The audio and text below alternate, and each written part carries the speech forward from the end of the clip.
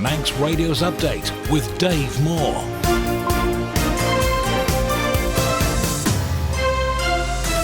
The time is 5 o'clock. You're listening to Manx Radio. I am Dave Moore, and this is Update.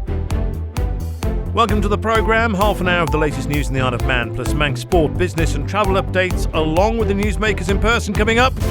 The very, very latest from the Chief Executive of Manx Care, Teresa Cope. There's a warning for anyone wishing to become a commissioner in a local authority.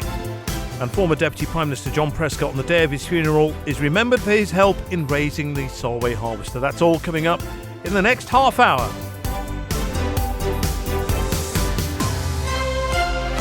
But first of all, with the update headlines at 5 o'clock, it's Christian Jones. Faster Mai. Manx Care says it's received additional funding from Treasury, allowing it to reinstate many planned procedures on the island over the next 2 months. However, it's had to implement a series of measures in order to address its financial challenges. Meanwhile, government is facing mounting pressure to come clean and tell the truth over cuts to services. A 12-year-old who was due to be in Alder Hey for treatment has been told funding for travel and care has been pulled until the end of the financial year, despite earlier today being told he could go. A Golf Commissioner says people thinking of joining a local authority will need to develop a thick skin and face criticism about decisions which have been made. Local authority elections are being held in April across the island. And Manx pro cyclist Tyler Hannay believes he took a big step forward in 2024 as he prepares for a new season with a new team this year. Recently it was confirmed the 21-year-old is joining 711 Click Road Bike Philippines. In international news now, and it's thought everyone on board an American Airlines passenger plane and a military helicopter which collided over the skies of Washington has died. Divers are continuing to search, with 28 bodies recovered so far. President Trump has asked for a short silence before briefing reporters. Buses have been seen arriving in the West Bank, carrying some of the 110 Palestinian prisoners released by Israel today. The process was delayed after 2 Israeli hostages were surrounded by crowds as they were handed over to the Red Cross. And former One Direction star Liam Payne will appear in a new Netflix talent show which will air later this year.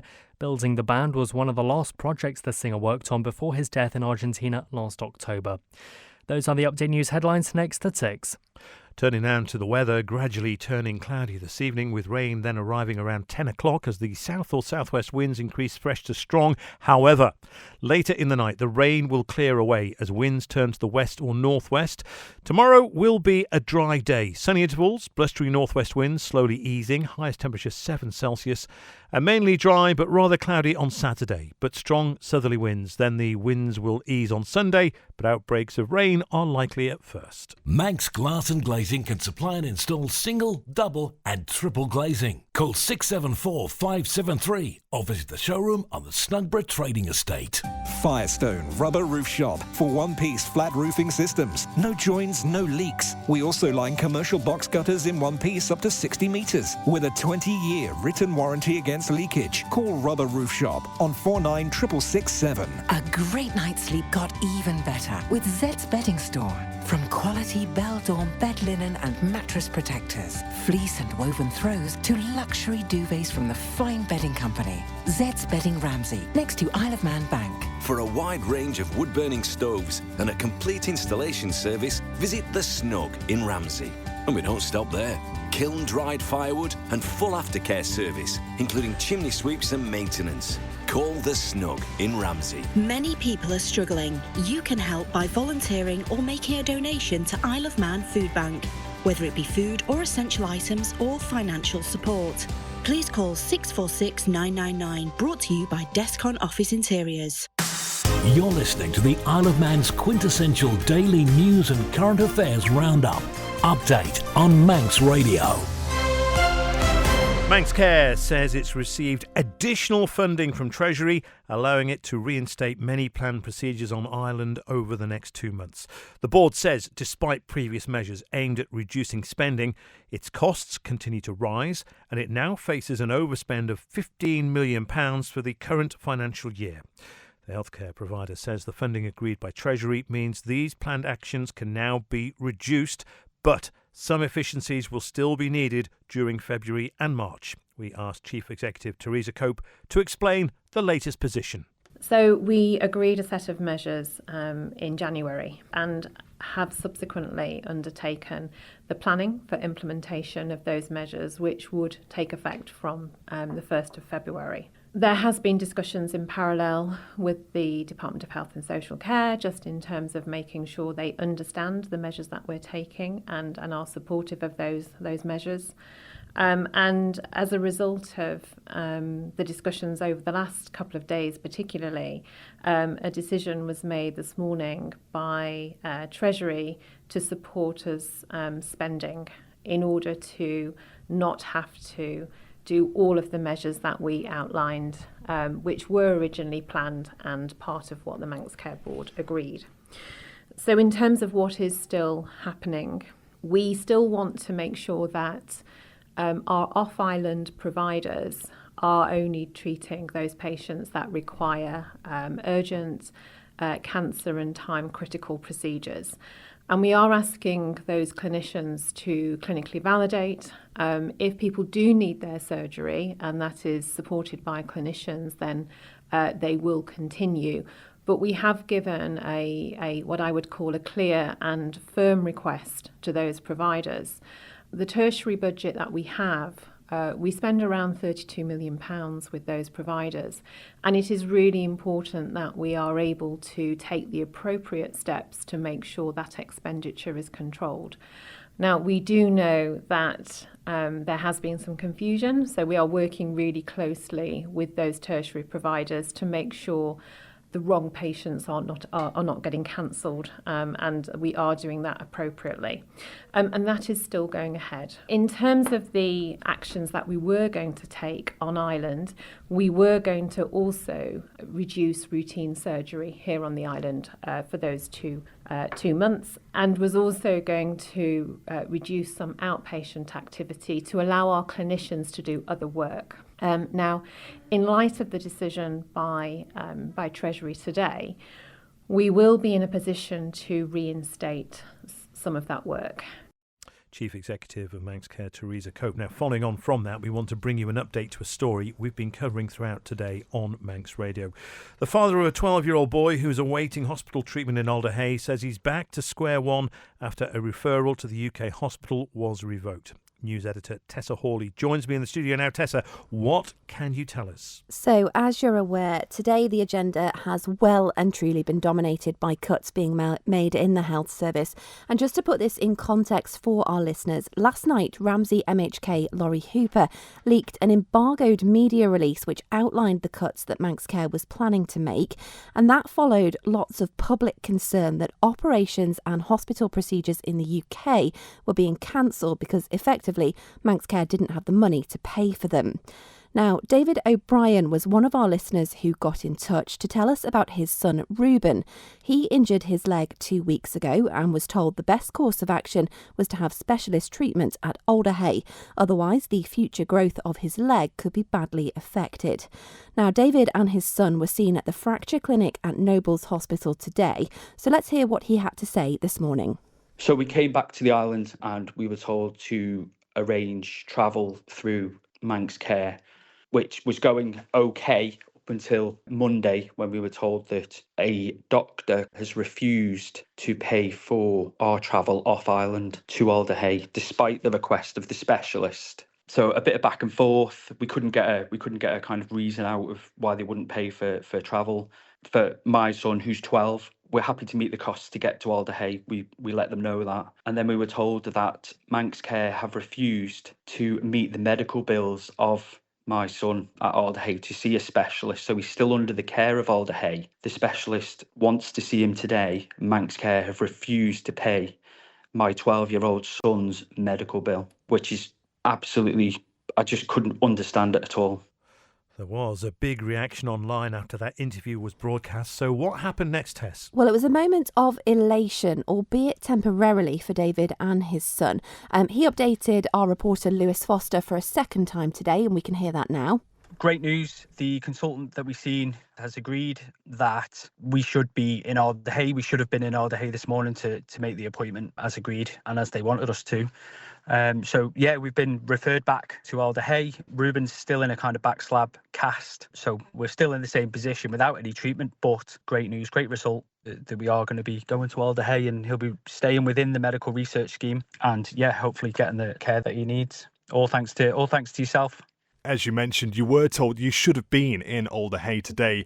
I take it, and there's no kind of concerns about the effect that the delay has had on Ruben's treatment? No, not from the consultant's point of view.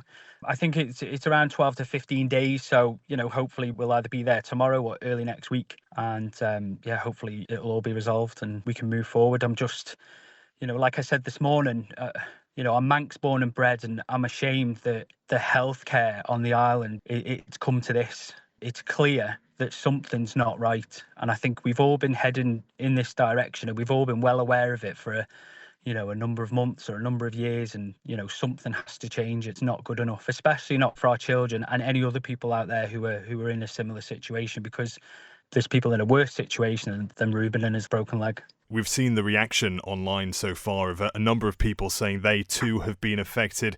What would your message be to them and for Manx Care in respect of them? I think Manx Care aren't taking into consideration the stress and anxiety it's causing. I've spoken to people yesterday that there's people waiting that have been through cancer treatment, that are waiting reconstruction surgery and things like that. Their health issues could be going on for months or years. And for them just to cancel surgeries, not even have the decency to tell these people, they're finding out from the hospitals in the UK that Manx Care aren't willing to pay for the care. So, my heart goes out to them. It really does. I'd say get in touch with the local MHK. Sarah Maltby's been fantastic for us. I'd say to Manx Care, management team, whoever's running it, it's time to go, because it's not working. You can't run a hospital like it's being run. If it was a business, it would have been closed down many years ago. And I think the Chief Minister needs to take a long, hard look at himself. And I think it's time for him to go as well, because they're running the island into the ground. Now, this story doesn't have a happy ending yet, does it, Tess? It sadly doesn't, and it looks as though for David, he's gone back to the beginning. So after Lewis spoke to David there, who was obviously on a high after receiving that positive update, there was more bad news. He's now told Manx Radio that he's absolutely shocked because they've now once again revoked that referral to Alder Hey, and he says are refusing the treatment for his son. Understandably, a rollercoaster of emotions for the family and incredibly frustrating. We have, of course, asked Manx Care to clarify the position, and we are awaiting a response. You're listening to the Isle of Man's quintessential daily news and current affairs roundup. Update on Manx Radio. A Garth commissioner says people thinking of joining a local authority in April will need to develop a thick skin and can face criticism about decisions which have been made. Local authority elections are being held in April this year across the island and are an opportunity for people to have their say about what happens in their community. Melanie Christian says finding a balance between working full-time and family commitments is important. On the whole, I'd say yes. It's obviously like doing anything, I guess, over a few years. It has its ups and downs. It has been, I would say, in some ways more time consuming than I perhaps anticipated. So how I manage my time, I work full time as well, is I usually spend my Sunday afternoons looking at the agendas before the meetings and going through all the planning applications. And if I have any questions from constituents, I try and answer them straight away as I go through, really, because juggling, obviously, work and family and being a commissioner and making sure I sort of give, good attention to all of them really can sometimes be a bit of a juggle. What advice would you give people who are maybe in the same situation? Well, like I said, I just set aside time during my week for being sort of commissioner things and catching up on emails and so on and the agenda before meetings. I would say for anyone thinking about being a commissioner to double check you're registered on the electoral register. And if you contact your local authority clerks or office, they can check that for you. And then follow the process. And there's information on the government website about becoming a commissioner. You have to make sure, I think you need a proposer and a seconder and 8 nominees for your nomination form. And I think that has to be handed in about 3 weeks before the elections. But I would say to anyone who's thinking about doing it, go for it. I think we need more people putting themselves forward as commissioners. We need more diversity. It would be great to see more women in the role of commissioners. and just people playing their part in their community. You're listening to Manx Radio. This is Update. The funeral of John Prescott took place in Hull today. The former UK Deputy Prime Minister was instrumental in helping raise the Solway Harvester in the year 2000. The fishing vessel had sunk off the coast of the Isle of Man. All 7 crew members died in the tragedy. Dudley Butt was the island's Deputy Chief Constable at the time and played a major part in the investigation into the sinking. He says it probably wouldn't have happened without Mr Prescott. I was in touch with the Marine Investigation Branch in the UK, who were very helpful to a certain extent, and we're going to send over experts to give us a hand. But it was in our waters and our responsibility. And I spoke to an Admiral Lang his name was, and said we could do with a vessel coming over to examine the wreck to find out are the bodies on board. And he said, sorry, we can't help you. It has to be a sea grave. It has to be left as it is. We daren't set a precedent for British ships being lifted and raised because it would cost millions and millions. Say a boat sank in the middle of the Pacific, do we lift that as well?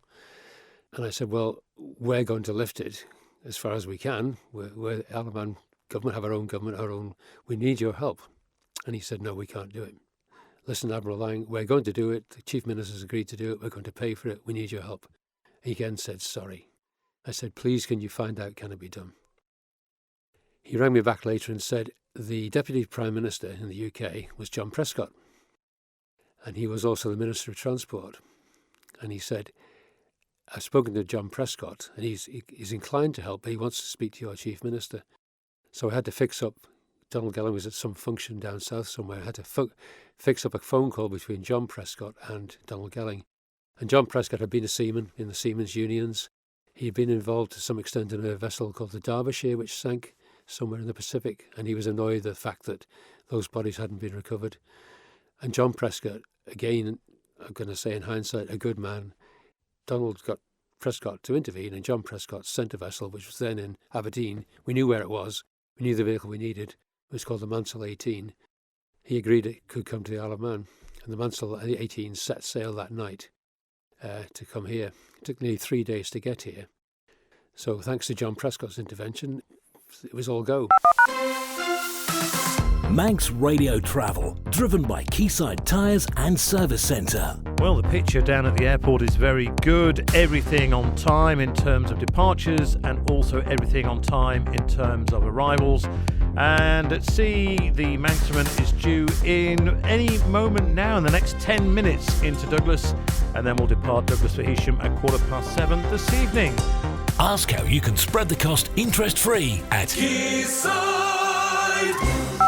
Dave O'Johnson's looking forward to returning to the TT this year despite his big crash at last year's event. The Australian returns to the Isle of Man in 2025 for his second year as a Platinum Club Kawasaki rider. Yeah, fully recovered. It was only injuries weren't bad at all considering how big the crash was. I ended up, it was confirmed later that I did 4 ribs.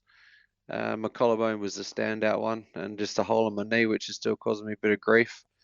But and yeah, sort of I got wires in my knee from a crash in 2016 at the Ulster, and the wires come loose, so it sort of sticks up, and it's it's not real good for the skin. Like it keeps rubbing on my leathers and stuff. But I'll get that out eventually. But that's minor issues. But I'm fully mentally recovered because it was a bike. Something went wrong with the bike, so aftermarket component.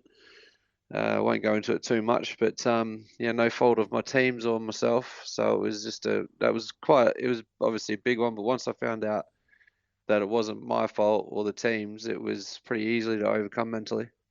And for this year, then, what equipment are you going to have with you? You got brand new bikes or last year's equipment, 600s, thousands? What's the deal? Well, the new super bike and super stock, but not sure about 600 yet. We're trying to work it out with the team. I think they've got one there, but it's pretty much a stock 636. But we're trying to work it out with the team to see if we can get the budget to spend on that, because obviously they're like miniature super bikes these days, the old super sport bikes. But definitely, no super bike, no super stock. I'm a big bike guy anyway, so yeah, that's my my sort of preferred animal, really. So we'll just if we go to 600, it's just a bonus. But yeah, new Superbike, super stock, so we'll be good to go. Finally, then, what is it about the Isle of Man TT that keeps bringing you back? Well, just the excitement, the adrenaline, the people. There's loads of stuff. It's something that I just now know that I can't live without.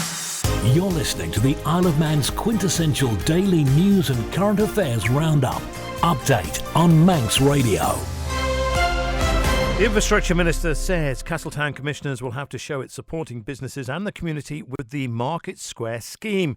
Dr Michelle Haywood was answering a question in the House of Keys this week about what discussions were held before a decision was made to pedestrianise it.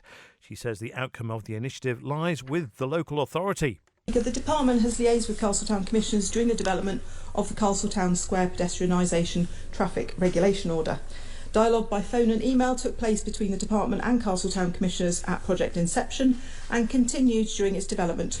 The approval of the TRO is a delegated power to senior highways officers. However, given the concerns regarding the proposed winter closures of the square, I met with the relevant highway officer to check that all due process was followed and agree a way forward. Furthermore, I was briefed about the contact with the Commissioners, and I confirmed that I also received numerous email representations from members of the Commissioners and from others across the period.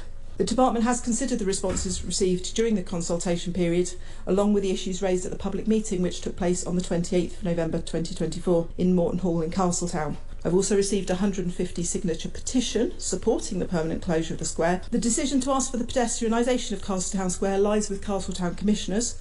Having reviewed their evidence in support and mindful of all these representations received, a temporary traffic regulation order is now in place, which I feel is appropriate to give Castletown Commissioners time to develop their ideas regarding a winter closure of the square. The department will continue to engage with Castletown Commissioners to help them address the matters that have been raised and to ensure their initiative's success. I have had further communications with the board this week. We wrote to them formally saying, summarise it as use it or lose it, but we are allowing a temporary traffic order because that's exactly what we did when the summer closures were first put in place, and the intention of the department is to allow temporary traffic orders to allow them to prove or disprove their concept and to see if that achieves what they want. As part of that process, they will have to show community and business support for the ongoing closure. Dr Michelle Haywood. Government departments need to be realistic about what legislation can be achieved as part of the Island Plan before the end of this administration. Attorney General Walter Wallenberg says he understands they are now looking again at the document which sets out the 5-year vision between 2021 and 2026. He says legislative drafters have to divide their time between working on private members' bills and government legislation, and is expecting the latter to increase as the administration draws to a close. It is a balance. The primary delivery is in servicing government legislation, but private members' bills have never been excluded. It's just that we try to manage the time in the way I've explained. There are a couple of private members' bills which are still in the early course of development, so we haven't been able to progress those perhaps by as much as one would have liked, but that's no surprise to me given what I've said about those bills which have progressed, as well as the government programme, which again I've probably been unfair there too. It's not that the government programme hasn't produced demands of its own. There's been a fair number of bills going through, and I think there's 12 in the branches at the moment. We have sufficient drafting resource as things stand to meet both government and private members' bills, I believe. Would it be fair to say that towards the back end of an administration there always seems to be a great flux of primary bills that seem to come forward from government and therefore take up an awful lot of resource in chambers? Yeah, experience would suggest that to be the case. Remember what I said a few moments ago about departments feeding into the most recent iteration of the Island Plan, trying to be realistic about what can be achieved for them, and they need to balance between what is realistically achievable and what is not. So we should be signalling where legislation is not practically feasible before the end of the administration. But the other side of the coin is that on occasion a department will identify as a matter of some urgency some legislation which needs to come through, even if it hasn't been on the programme. Would you say it's quite useful for drafters, for everybody actually involved, to have one comprehensive list of all legislation that needs to be developed or maybe expected to be developed in an administration? That is what I think the Island Plan tried to achieve, but a wish list is one thing. Servicing the policy input is another, and straight away you can see perhaps that there's a difference between what one would like and what one is able to deliver. Attorney General Walter Wannenberg speaking to the Constitutional and Legal Affairs and Justice Committee. Time now, though, for sport. Here's Rob Pritchard, Faster My. Faster My Dave, starting with rugby union, and former Ireland resident Bevan Rodd has not been included in the squad for England's Six Nations opener this weekend. Despite being named in the training squad, the 2023 Isle of Man Sportsman of the Year has not made the 23-man lineup for England's opening tie away in Ireland. The match will take place at the Aviva Stadium in Dublin this Saturday, kicking off at 4:45pm. Well, Sale Sharks competitor and former Buchan School student, Rodd was part of the England squad in 2023, which secured third place at the Rugby World Cup in South Africa. In athletics, a brand new half-marathon event for the Isle of Man has been announced. The inaugural Flutter International Hospice Half Marathon is scheduled to take place in Ramsey on Saturday, the 23rd of March this year. It's planned that the race will take place across a largely flat course, which will include closed public roads in and around Ramsey. While revealing the plans on social media, Hospice Isle of Man hopes the event will cater to a wide range of abilities. In motorsport, racing in the south of the island will operate under a new name from this year thanks to a new sponsorship deal. Southern 100 Racing has confirmed Motor Isle is the new track sponsor, with the circuit to be known as the Motor Isle Balaun course for the next 3 years at least. Motor Isle founder Chris Bowman says it's a real honour to become the title sponsor of a venue with such a rich heritage in real road racing, in his words. While 2 meetings are scheduled to take place on the newly named course in 2025, the Pre-TT Classic Road races will run from the Friday the 23rd of May to Sunday the 25th of May, followed by the Southern 100 Road races between Monday the 7th of July and Thursday the 10th of July. And finally, sticking with motorsport, road racing in the Republic of Ireland may have moved a step closer to returning this week. Road Race Alliance Ireland has announced it's secured an insurance policy for several events in 2025, and the Walderstown, Faheen 50 and Athea meetings will take place this year. Well, confirmed dates for those will be announced in due course, with officials adding they're exploring other events which could be held in the next 12 months. No road races have been taking place in the Republic of Ireland since 2022 due to challenges related to obtaining appropriate insurance. The RRAI also states, whilst there is significant work ahead, we feel it is wholly achievable. You can see the full RRAI statement on our website.